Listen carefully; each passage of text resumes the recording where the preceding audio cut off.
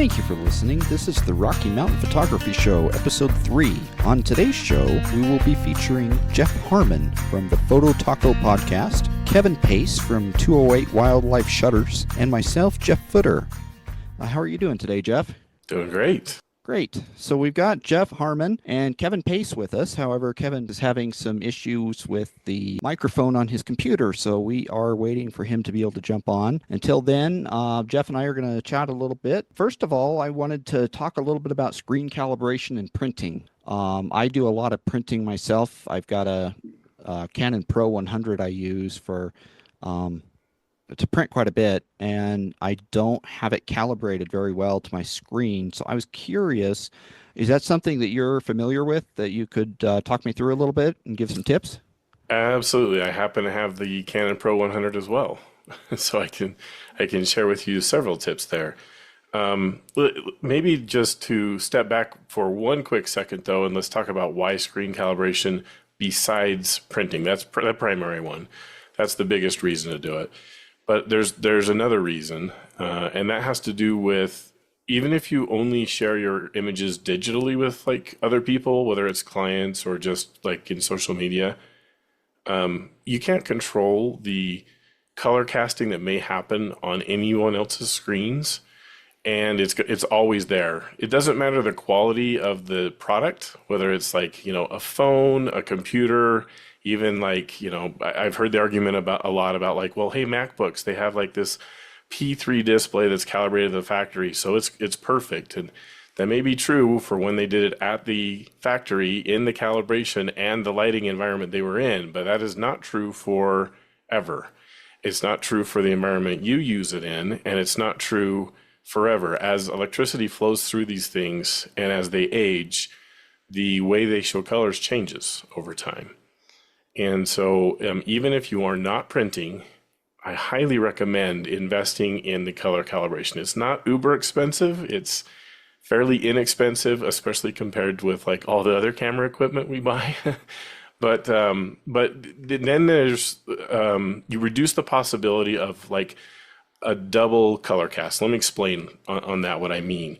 So let's say that let's say you have a client that you're going to be delivering images to, and they're using a screen that is overly pink. Magenta is really kind of what the white balance would be, as opposed to like green. There's that scale that we've probably all seen in Lightroom. You have the green to magenta bar in white balance. And let's say that there's just, by the way it was, how they got their machine, whatever they're looking at is a little bit overly pink. And let's say that you editing on a non-calibrated display, you happen to have things set up that is a little bit overly green, kind of have a green color cast. Well, you're going to, as you edit the images, you're going to make them look right on your computer, but again, it has kind of this green cast, and it's really hard to tell that.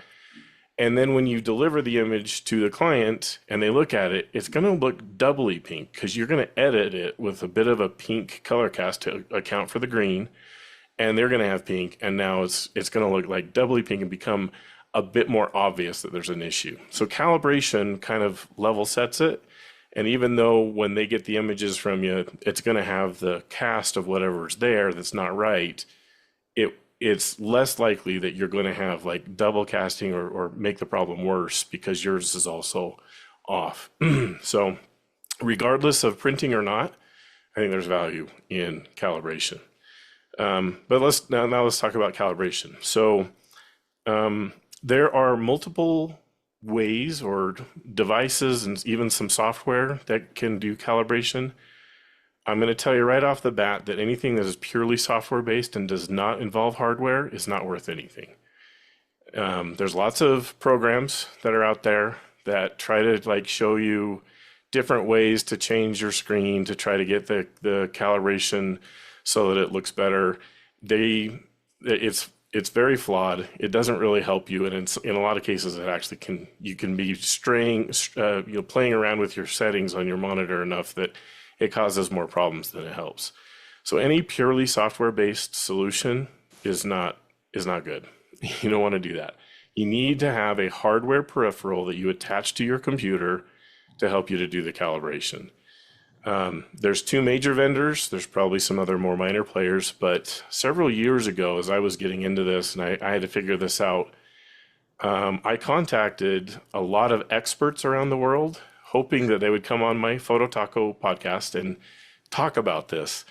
None of them wanted to come on the show, but they were willing to share with me individually what was their recommendation. And some of these experts were ones that are doing things like calibration for movie sets, where they have to calibrate, a whole bunch of cameras to have exactly the same calibration, cameras and displays, so that everything looks right from, camera to camera, shot to shot, and they get what they want in the movies. It's a level of calibration that is way overkill for photographers, but that's the level of experts I was talking with. And so I asked them about these more consumer level hardware devices that you can attach to your computers to help you calibrate. And the first thing they said is, compared to what they do, it's garbage. It doesn't matter. All of this stuff that is like very inexpensive calibration tools is garbage, and that's because of their perspective. They're coming from a much higher level need of calibration than what we're talking about here. But as I said, okay, but for a consumer and for a photographer who's wanting to get, a little bit of calibration to happen, do they have a preference between the two major brands? And at the time, it was X-Rite and their Color Monkey line, or the Data Color and their Spider line. Those were kind of the two major players. And they were reluctant to say anything bad about either of them. They didn't want to, to have that. But they said at the time, the sensors, the way that the colorimeters from X-Rite were made, they were made with more quality and durability than those from the Spider line. So the Color Monkey lasted longer and was more accurate than the Color Monkey, or the other one, the Spider line, at the time. I don't know since then, like, things have changed. This has been probably about 8-10 years ago that I asked these experts about this, and I've just stuck with the answer ever since. Like, I've now had Color Monkey, and it's been sold from X-Rite to Calibrate, and so I've just stuck with that line, and it's worked extremely well. Spider may be fine today. I don't know, so I'm not I'm not going to say that it's like a mistake. But at the time, the durability of it worked fine initially when you first bought it, but after I think my memory is like 6 months, the filaments that were there inside of the sensor wore out, and they wore out just really fast on the Spider line, and it became ineffective very, very quickly compared to what we had with the Color Monkey line, and now it's Color Display. So plugging that in, getting that peripheral, and then you just run their software. I used to recommend an alternative software. I won't even tell you what the name is because I don't want anyone to do it now. It's no longer maintained, and I don't recommend anything other than the software that comes with your device as using it today. Once you get it, it's pretty simple. You install the software, you plug in the hardware, and you run through the profiling process, and it creates a profile on your computer, and it's pretty simple. It just does it from there. The one other thing to note is there's a difference in like what you intend to do. If you're calibrating for print, you need to calibrate to a brightness level that is much lower than if you're calibrating for just sharing online. So I mentioned that a little bit ago. I think every photographer should calibrate, whether you print or not. But if you're not going to print, then it's totally fine to calibrate at a brighter display level than you would if you're going to print. But if you're going to print, you definitely have to darken your screen down to make it closer to paper. It's still not going to look exactly the same because it's totally different. You have a display that is emitting light at you, shooting light at your eyeballs, versus reflective paper, right? Paper's just reflecting the light, and that's very, very different. It looks very different, and it's never going to look exactly the same between the two, but it's going to get way closer when you use a hardware peripheral and you calibrate for print like that. I did try the Spider Pro, Hmm. back in 2008. I really was very unimpressed with the results. Yeah, yeah. I don't know why. Maybe like I didn't part of my I didn't understand my research about like why it seemed like so many photographers went with Spider. I definitely felt that as I got feedback from a lot of listeners after I did the show where like I've had Spider and I love Spider and like okay if it's working for you that's great. But for some reason maybe it was advertising differences. I don't know. I don't know what made it so many photographers chose the Spider line, but the experts that I talked with definitely did not like the the Spider products.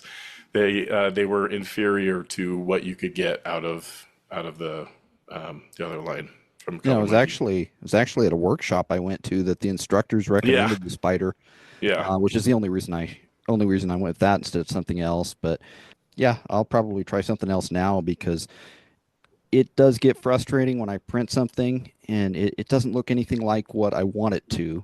I've got to tweak the photo just a little bit, add a yeah. little bit of brightness. Okay, it looks closer, but not quite. A little bit more brightness, a little less contrast, and but it does get a little bit frustrating trying to print and not having it calibrated. So I do appreciate all the knowledge you have there and sharing that with us. My advice is the Display Pro from Calibrite. That's the one that I'd recommend every photographer invest in, and their software works really well. The software 10 years ago, as I was looking into this, was not stellar at the time. That's why there was a massive open source effort to build something that worked better, and I did like it better, and I got better results using that. But like I said, that's been abandoned, and now the vendor has much better software, and it works really well. One other caveat that's maybe super specific to the Canon Pro 100. Do you use a Mac, Jeff? I do not. I use a Okay, PC. then you're safe because the Windows driver from Canon does not have this issue. But for anyone who's listening and they are on a Mac, there is a massive problem that I have dealt with for 10 years with the Canon Pro 100 where if I don't know what causes it, like what duration it takes, but after installing the driver, and after I've had maybe 2, 3 weeks or a month in between printing, the next time I go to print, there is a very heavy green color cast on the print. Even though I'm calibrated, even though I've done everything that I've talked about, and I have tried everything to get it to work right. And the only solution I have found, and I just stumbled upon it, was I had to uninstall the driver and reinstall the driver, and then it worked again. So, if there's listeners who have who have struggled with color casting on their prints in a Canon Pro 100, it doesn't seem to happen with other Canon models. It's the Pro 100 specifically, and it's the Mac driver. If you're having struggles, like now my workflow is the first thing I do before I print is I delete the driver and reinstall it so that I don't end up with the color casting. So just something that I wanted to make sure I shared. Interesting. Yeah, thank you for that. Kevin, are you there? Got it working, I think. Yeah. Yes, you did. We can hear you. How are you today, So Kevin? here I am frustrating you two IT people. I can't get my mic to work, right? So if you No, want no to, worries. I'm doing great actually. Tomorrow morning the West entrance opens, so it's like Christmas Eve here. Nice. Yeah, thanks for having me on, Jeff. And Jeff, Yep, absolutely. What are the two of you? What are your favorite travel destinations?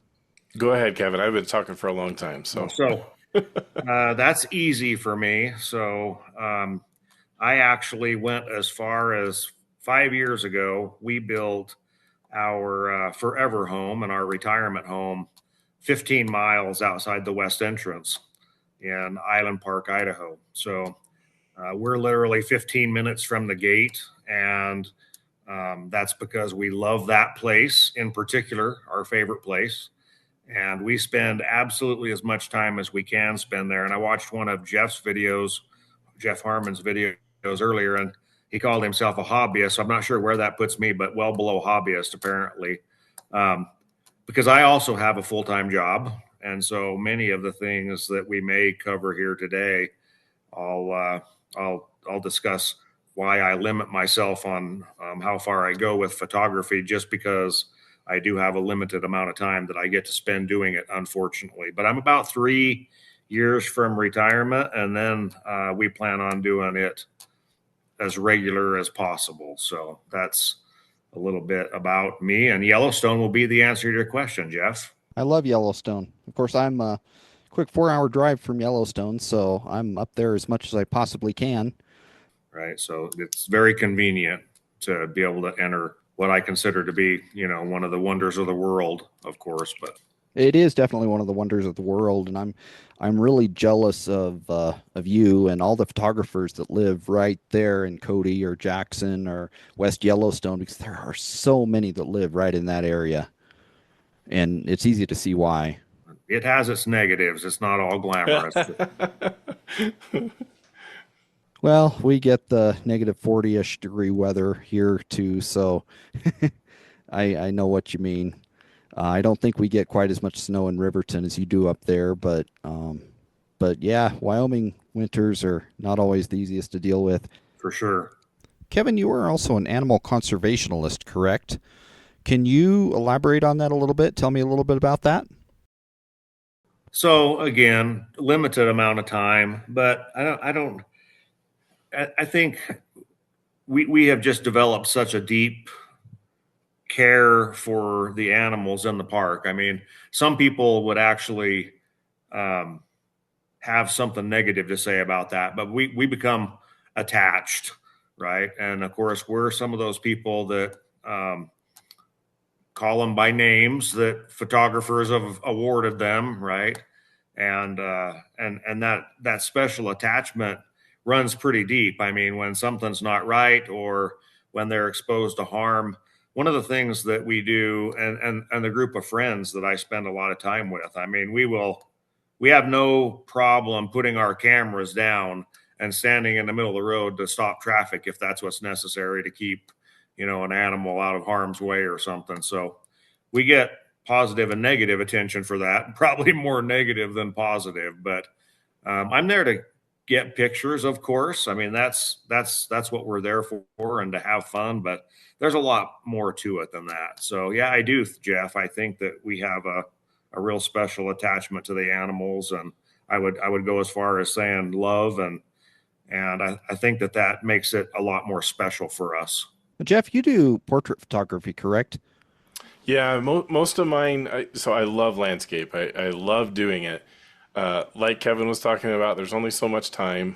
I have a full-time day job, and getting out to those trips, we travel a fair amount as a family, but none of my family is patient enough to say like, oh great, Dad's getting his camera out and and he wants to go take pictures right now, right? So it's not happening. The landscape stuff's not happening as much as I would like it to right now, and I'm a little further away from retirement than you are, Kevin, but my plan is absolutely to go all in on landscape photography as soon as I reach that. So yes, right now it's mostly portraits that I work on. I do a lot of family shoots. I do a lot of seniors, and I do a ton, probably more than anything else right now, of sports. Mostly team and individual. So like the photos that the team wants to like get the team shot, and then all of the individual players for the yearbooks and all of that. I do go to the games and do some live action shots too, a fair amount, but mostly it's that team and individual shoots. How do you find your locations for shooting portraits? Yeah, so we have some go-tos in the south part of the Salt Lake Valley here where we live, that we've just come to like figure out where there's not super crowds and still have kind of a decent background. One of the things that's funny to me is how many when we start working with families and they're trying to figure out where we're going to meet to do a shoot outdoors, they're so focused on like the background and how pretty the background is or not. When my goal as a photographer and I'm doing a portrait is so that you almost don't even notice the background, right? We want the subject to be the subject. We want the people to be the subject and not the background. So they're so focused on it, and then I completely blur it out, and like none of whatever they were hoping was in it is really that visible or prominent in the pictures. So it almost doesn't matter, right? We have a lot of places we go to where there's only a 3 foot area, 3 foot wide area where, it's pretty. And then there's like man-made stuff all over the place or other people or whatever it is. But it doesn't matter as long as you shoot it well, then you can make a very small space look really, really good for a photo. And the lighting is probably one of the more important factors rather than like what's in the background and where are we going. For sure. When it's sentimental, then that's another thing. Like we have a lot of families are like, I grew up near this area, or my dad's farm was here, or something like that. Then that matters a lot more. And then I will actually try to make the background a little bit more recognizable for that fact. So we adjust as we work with the clients about where they want to go. But we do that. We definitely have a few spots that we've just learned over time.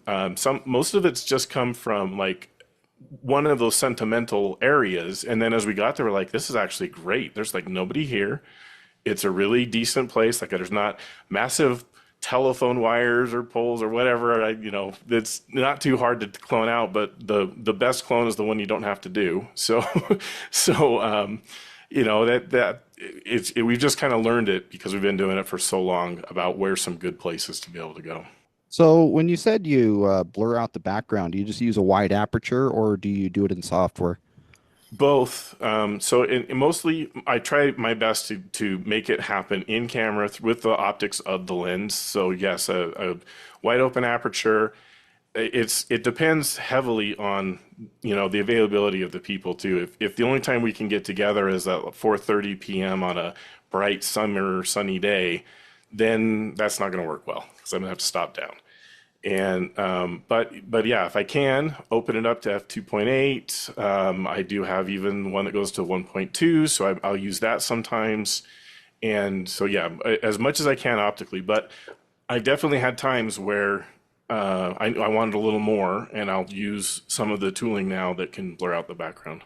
I do a lot of driving, both for photography and for other reasons, but trying to find inspiration for photography. I like to listen to a good photography podcast. I know there is the Photo Taco Show, Jeff, that you host, and that's a great one. But are there any more that you guys can recommend?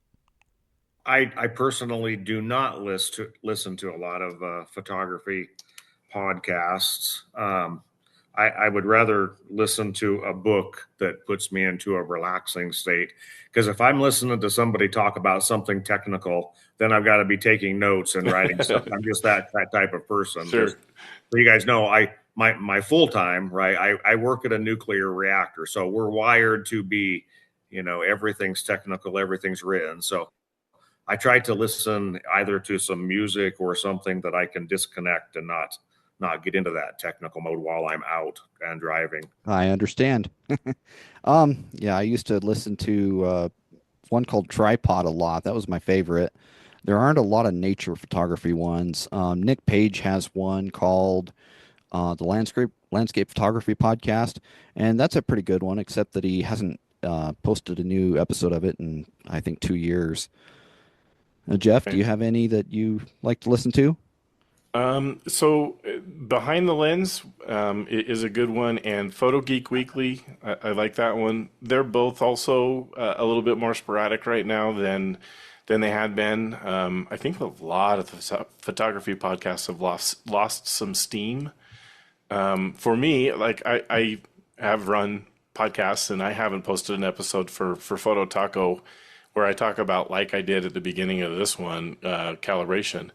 I talk through a lot of that, trying to like help people who like they want to be photographers. They don't want to have to be an IT person.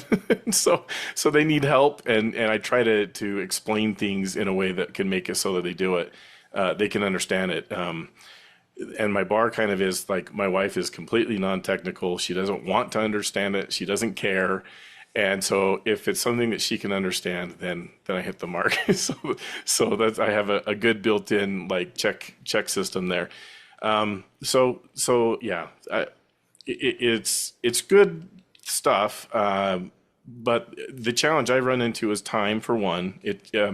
For a 1 hour Photo Taco episode that I would do, it took me between 8 and 20 hours to prepare for that, so that I had it kind of concise and written out and would make sense. And I just tend to ramble if I wing it, and nobody wants to listen to somebody ramble. So that's why it's been a challenge.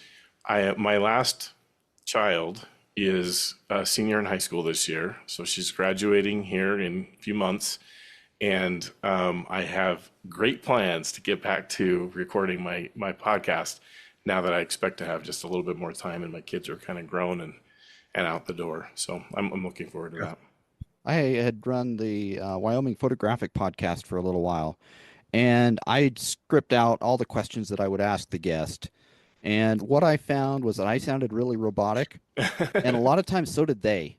Is Sure. they would write down all the answers and then just read it off of a paper to do that. And that's kind of what I wanted to get away from with this podcast, is sounding robotic and sounding a little bit more engaged in a conversation with other people instead of something that was scripted. Your guys' go-to lenses. I mean, I know we do different stuff, Jeff and Harmon, but So for me, for my portrait work, it's I've got the Canon R6 is my camera right now, and so the RF lenses are definitely preferable to any of the others, but boy are they expensive. And I've been a Tamron fan for a very long time. Tamron actually makes the glass for almost all the manufacturers, so there's not like a big drop off there. Tamron and Sigma both have very high quality products. I wish Canon would open up their RF mount enough that they would allow those third parties to build lenses, because I'd be all over that. Before the R6, I was shooting some other Canon DSLRs, and those lenses were much more in the price range for me and performed very, very well. But anyway, the point is, the one I'm using most is the 24-70 RF lens from Canon right now. Just for portrait work, that's the one that works the best for me. Gets me so that I'd prefer to use a 70-200 for focal length and to have things look the way I want, but that puts me so far away from my client that doesn't work well. So I just try to stay between 50 and 70 in the 24-70. Then I get 2.8 on the aperture. The other lens that I'm using a little bit more now, and kind of surprising me about how much I like the images, is I have a prime that is 35 millimeter 1.2, and it's from Sigma, so I'm using the RF to EF adapter to get it to be there. But wow, having all the way to 1.2, and I don't usually go to 1.2, the lenses at their extremes perform their worst. So I usually shoot between 1.8 and 2.8 with that lens, and but it really makes a nice portrait shot. Even though 35 millimeters, you are at risk of like distortion at the edges. There's definitely some vignetting at the edges. It's still, as long as I shoot it, I frame it so that I can kind of get rid of the edges, then it works really, really well to be able to use that one too. So those are the two. I do have the RF 70-200 as well, just as another option, and use it from my back porch, like in my background. I know the listeners can't see that right now, but this is off of my back deck, and so pull out those lenses when Mother Nature shows off one morning and I have 10 minutes. I can go do that. thanks for sharing, Jeff. My absolute favorite lens, so I do a lot of nature photography, a lot of landscapes, things like that. My absolute favorite lens that I use is the Voigtlander 15 millimeter fixed lens. That lens I've just been so impressed with. I've used a lot of other wide angle lenses. They're usually bulky, heavy. This one works great. I have to use actually a Panasonic Lumix S1R, which doesn't support usually any kind of other lens besides the L mount. There are some third-party adapters you can get, and I've had to get a third-party adapter from a old Leica screw mount to be able to use that lens on my camera, which works just fine. I also have some Canon EF lenses because there is a third-party autofocus adapter for Canon EF lenses. So I don't use it much. I've got a cheap telephoto that's a Canon, like a 70-300, I think like f3.8 or something like that, maybe 3.5. And then I also have the Lumix 28 to 105, which is the kit lens that comes with the camera. It's a pretty good lens. I like it. It's sharp. It's contrasty. It gets the job done for me. And for portraits, I use just a 50 millimeter Nifty 50, and that's just a pretty cheap 1.8 lens that it's sharp and it does the job. So I've got that's that what I lens too. use. I like it. Yeah. So my go-to, and you talked about heavy, but so I have a 600 f4 Wow. on an R5, right? I mean, because I spend all my time with wildlife. I mean, and then I carry an R6. So Jeff, I've also got an R6 still that I carry a 100 500 on, and I always have both cameras with me no matter where I'm at, just so that I have that Oh, ability to you're doing swap. upper body workouts all the time then. Yeah, and I'm too old to do that, but I'll have a tripod too, right? But no, I'm really fond of the 600. I mean, for being in Yellowstone, my opinion, it is a go-to lens for those distances. So, but it's a I've lot had to pack around for sure.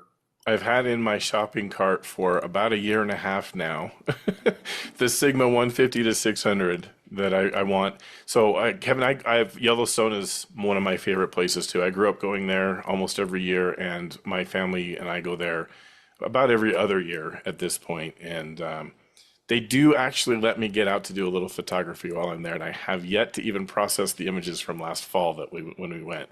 But We'll have to get together. but my problem is the reach. I don't have anything bigger than the 200, and getting closer than that to the animals scares me to death, and is probably not good for the animals either, from a conservation perspective. But I've got this lens. I'm looking at it actually for KEH, and I'm trying very hard to convince the budget committee here at the Harmon House to approve the expenditure on that lens before we go to Yellowstone next. That's always a challenge at my house. Yeah. Yeah, I've had in my shopping cart, I've had a Sigma 100 to 400 for quite a while that I probably will someday buy, but I'd love to do more wildlife photography. I don't get to very often. I actually have a pretty good picture of a coyote that I took that was in my backyard of all Oh, wow. places.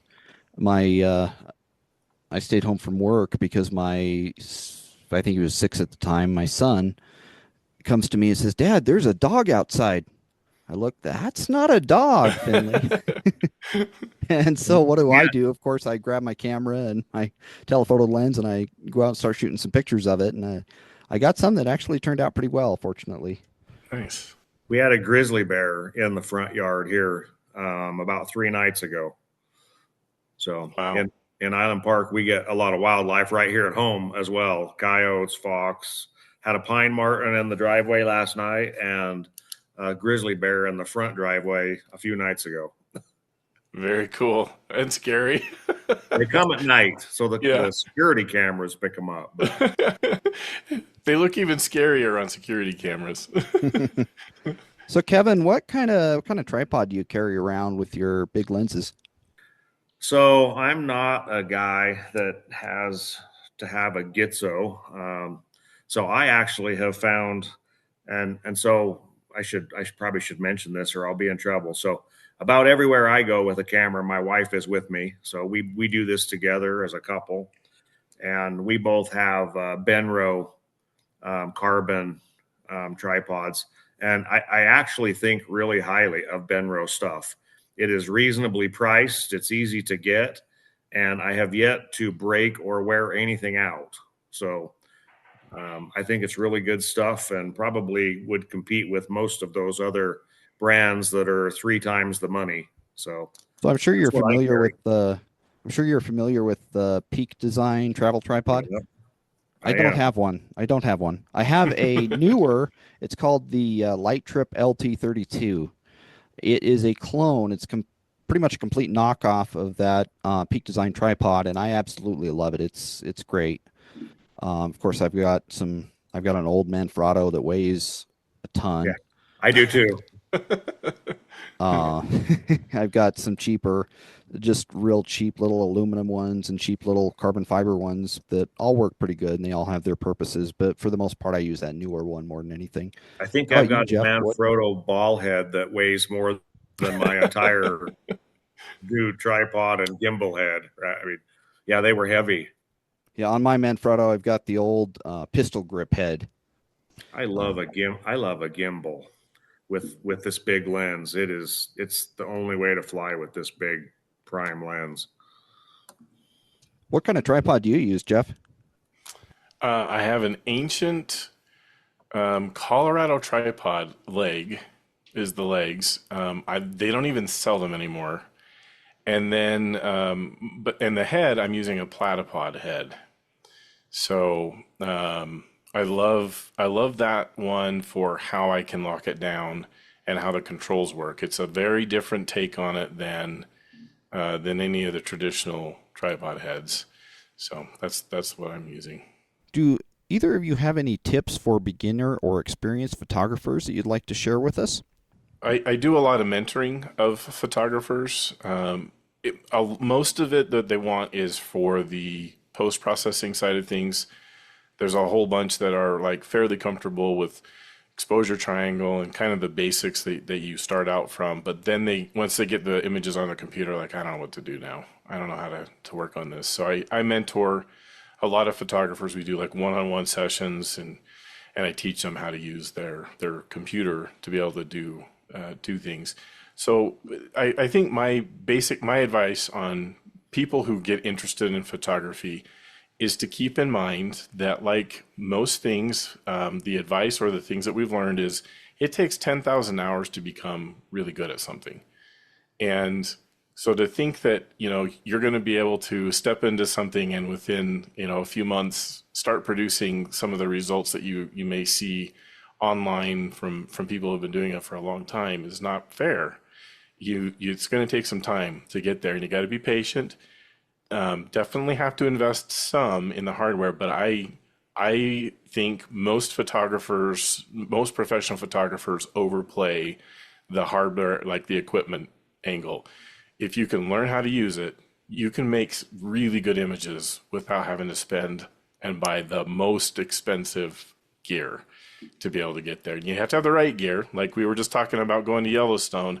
I don't have a lens that goes long enough, and it doesn't matter how good a photographer I am. If I don't have the length, I don't have the length, and you're not going to make good images of that wildlife if they're a little speck in the distance. So you do have to have the right gear. And as we were talking about tripods right now, we were all talking about brands that are kind of the minor brands. They can be very serviceable and get the job done. The $25 tripod is not going to get the job done. They're not going to be sturdy enough to hold things still, and you're going to have problems. So finding the sweet spot of spending enough for it to work, but not having to get all the way to the Rolls Royce of everything is a critical thing, and give yourself time, I would say. Those are both the things. And if you want any help on that, it's a shameless plug. Sorry, Jeff, this is not what you wanted, but phototacopodcast.com. I have a whole bunch of stuff written up on like trying to help with what's that middle ground on getting the right gear, but not having to spend so much money that it's a problem. Yep, absolutely. The only thing I have a $25 tripod for is my 6-year-old boy who likes to go. He loves to go out and take pictures with me. Yeah, perfect. I found an old Canon EOS 300D, which is just a 6 megapixel camera for him at a yard sale, so that he can have a camera, quote unquote, like mine, and he'll go out and take a bunch of pictures. He's actually entering one into the fair this year, so I'm pretty excited about that. That's cool. Nice. My advice would be, Jeff kind of already covered this, but invest time. I started photography. I got my first camera when I was 8 years old, and I was really interested in it. I've read probably 200 books on photography, several focusing on composition, several focusing just on lighting, some on, just different aspects of photography, and that's helped me out quite a bit. I've listened to a lot of podcasts. I've watched a lot of tutorials, went to workshops, and it's taken me time to get where I am now. And every every year I look back, I think, wow, my photos sucked a year ago. Right. And the next year I'll do the same thing. I guarantee you, I'll look back and say, wow, I thought that was good. It's not. And I think that you'll just always keep learning, no matter what, no matter how advanced you get. Yeah. If I were to answer that, I would say my advice to everybody. So I did similar to what you just described, Jeff, and that is read books, of course, I watched a million YouTube videos, and then I'd go shoot, and then I'd watch a million more. And this is what I figured out. I couldn't find two that agreed. I Sure, mean, sure. because everybody has, I finally accepted that everybody has their own style. And I don't think that there is a right or wrong way. So what I did is I actually hired a professional coach. I'll name drop Chris Ballmer, right? Owns Perfect Light in Idaho Falls and owns West Yellowstone Camera in West Yellowstone. But he's a professional wildlife photographer that teaches courses, and I've been to every one of his courses, and I just adopted the style he used. Not doesn't mean everybody's going to use that style, right? It's pretty unique, but it works for me, and because I stick to it, I would say I'm really proficient at it, right? So I might be able to beat a lot of other people, even with some fancier gimmicks, just because I'm proficient at doing one thing and I stick with it and I don't stray. That's what I would say is pick something and get good at it, right? Instead of trying to figure out what everybody else is doing and copy them. And then the other thing that I think I I'm a technical guy, clearly not with computers. You guys figure that out. But with the camera, I mean, programming and setting up a mirrorless camera today is quite Yeah. daunting, right? I mean, Right. you have 50 different things that you can adjust, change, and having a deep understanding of the gear, I think is not everybody has that. I do because I like it. I find that interesting, and it makes me, I don't know, I guess useful when I'm out in the field with my friends and stuff, right? Because I'm usually the guy that can figure out a solution to whatever the problem is they're having with, the R5 today with its 800 adjustments and buttons and menus. So I would say get good with your gear, right? You don't have to have the fanciest gear. You don't, you just gotta know how to use it and get the heck out of auto, right? I mean, have fun. You remind me, Kevin, of another point that seems super relevant to mention right now. I've had a lot of photographers, even in mentoring, they're like, okay, tell me what the settings were for, this picture that you have. And I'm happy to share the settings, but the settings themselves are meaningless. That was settings that worked for that situation on that day with that light in that position.